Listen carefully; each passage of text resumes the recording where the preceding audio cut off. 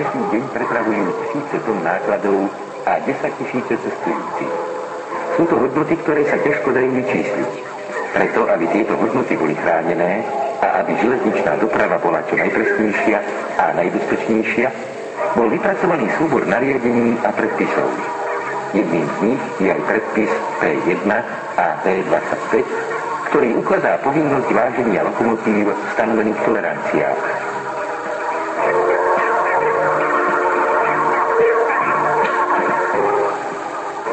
Filmová kamera nám zreteľne priblíži činnosť časti podvozku lokomotívy.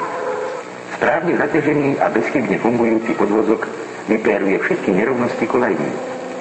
Nesprávne zaťažené koleso môže na chvíľu stratiť vodiacu schopnosť a zaviniť katastrofu. Temer 18% vážnych nehôd, u ktorých došlo na našej železnici v posledných rokoch, bolo preukázateľne spôsobených nedodržaním predpisu o správnom zaťažení dvojkolesia lokomotívy. Temer každej 5. nehode sa dalo zabrániť, keby lokomotívy, ktoré sa neskôr vykolajili, boli správne a starostlivo odvážené.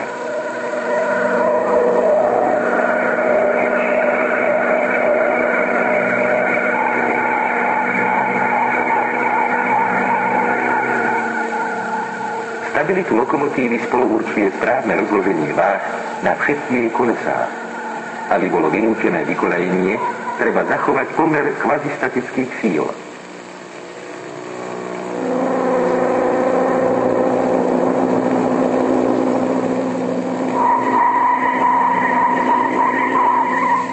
Pozrime sa stručne na niekoľko bodov predpisu P1. Celková hmotnosť lokomotívy musí byť v tolerancii -1 až 3% predpísanej váhy. Trojnápravový podvozok môže mať rozdiel hmotnosti medzi nápravami najviac 2,5%. Dvojnápravové podvozky môžu mať rozdiel hmotnosti na najvýš plus minus 2%. A rozdiel hmotnosti na kolesá toho istého dvojkolesia nesmie presiahnuť 4%. Na podvozkoch dvojnápravových, ktoré majú menšie pasívne odpory, sledujeme vážením aj čo najlepší prenos ťažnej sily. Podstatne vyššie pasívne odpory majú podvozky trojnápravové. U nich sa akákoľvek chyba prejaví na nepriaznivom rozložení celkovej hmotnosti lokomotívy. Konečne ukážme si na modely, čo nemôžeme demonštrovať v skutočnosti. Na malej modelovej železnici všetko perfektne klape. Vláčiky iste a bezpečne idú po svojej trati.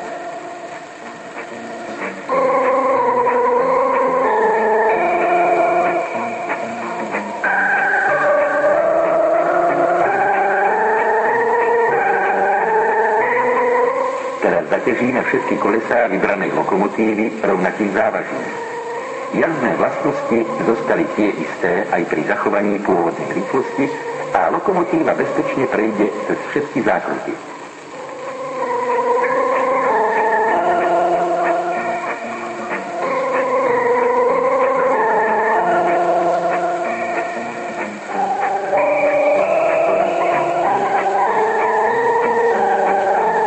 Ak odoberieme jedno závažie, porušíme rovnomernosť zaťaženia podvozku a jazdné vlastnosti sa podstatne zhoršia.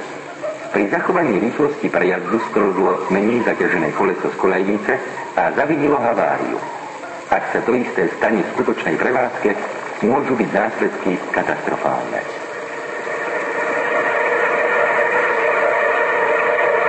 Toto všetko môže byť spôsobené lajdáckým alebo narýchlo urobeným a formálnym vážením lokomotívy.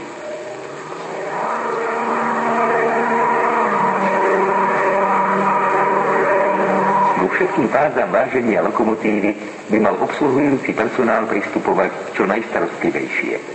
Aby bola lokomotíva pripravená na správne odváženie, treba uvoľniť celý váhadlový systém. Uvoľnenie podvozku sa najlepšie dosiahne, ak lokomotíva prejde tesne pred vážením cez umelú prekážku.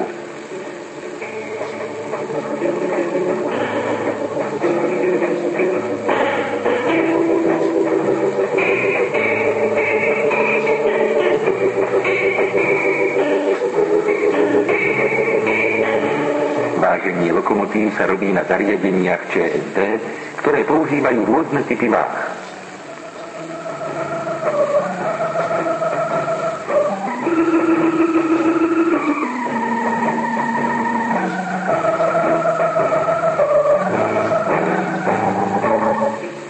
na váhu musí byť celý brzdový systém odbrzdený.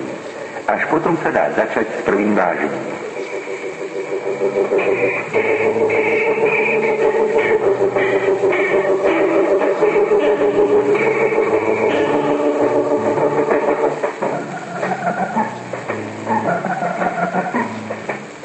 Po prvom vážení sa urobí prípadná úprava a nastavenie stanovených tlakov priamo na váhe podkladaním pružníc, výmenou podpier alebo úpravou dotiahnutia matníc na závisných skrutkách.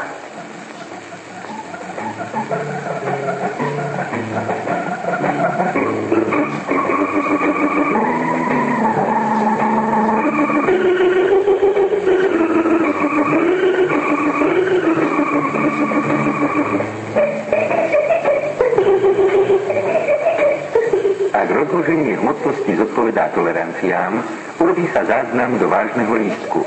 Ale pozor, je nesmierne dôležité zaznamenať, v akom postavení lokomotíva na váhe stála. Iba tak sa zistí, v akom poradí sa kolesá vážili.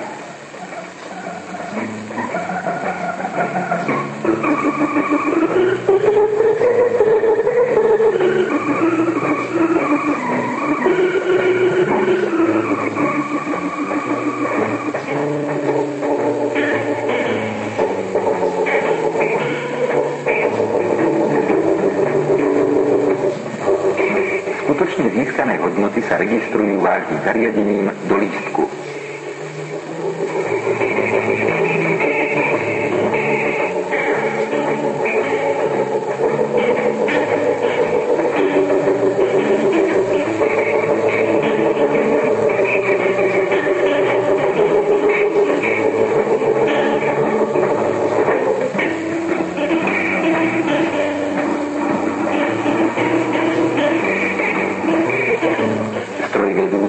Má na priebeh váženia dozerať a dbať na správne vyplnenie a odovzdanie vážneho lístku.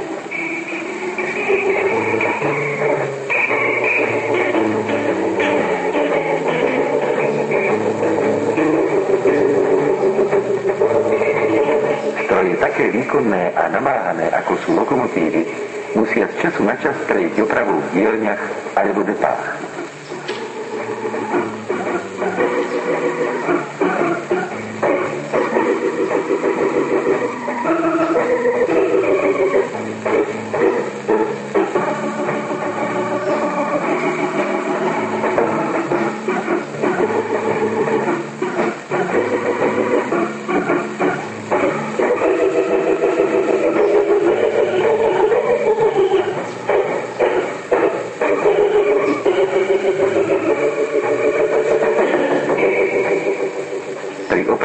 Výmenách podvozkov, dvojkolies, pružníc a podobne ukladá predpis V25 odvážiť lokomotívu po ukončení práce.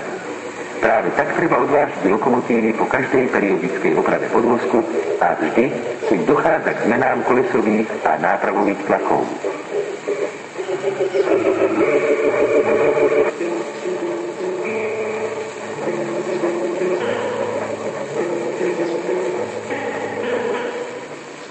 Jednotlivé časti podvozkov, pružiacich elementov a závesov sa musia starostlivo prezrieť, aby neboli opotrebované a poškodené.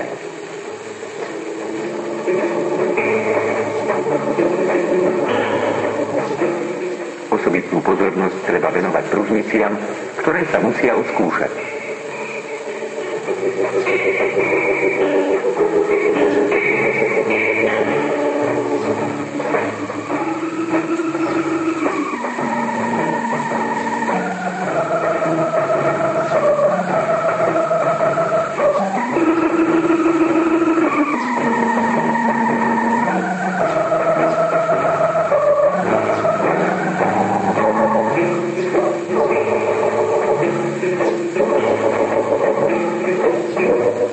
Iba bezchybné diely podvozkov zaručujú spoľahlivú funkciu a tým aj bezpečnú prevádzku.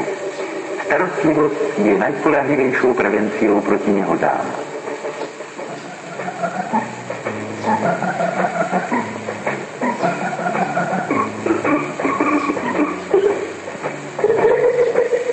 ČSD používa niekoľko konštrukčných typov váh. Toto je jedna z najmodernejších váha tenzometrická, ktorá pracuje na princípe priehybu zaťažnej kolejnice.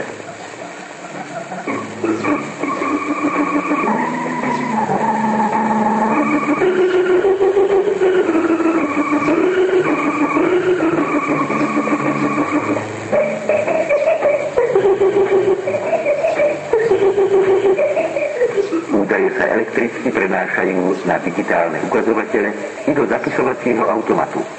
K výhodám tohoto zariadenia patrí aj to, že všetky kolesá sú vážené odrazu.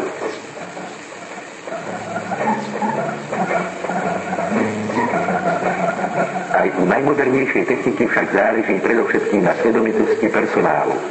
Pre vážny lístok sa na paneli nastaví dátum a číslo zmeny a číslo trakčného vozidla.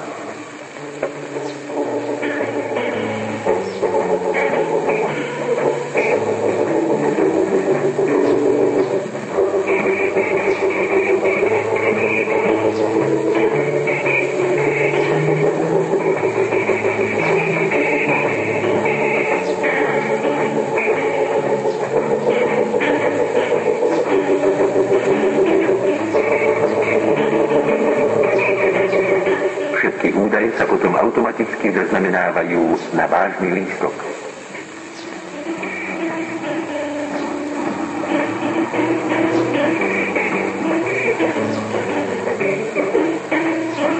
Zodpovedný pracovník podpisom potvrdí správnosť zaznamenaných údajov. Správne rozložené kolesové a nápravové tlaky zvyšujú bezpečnosť jazdy.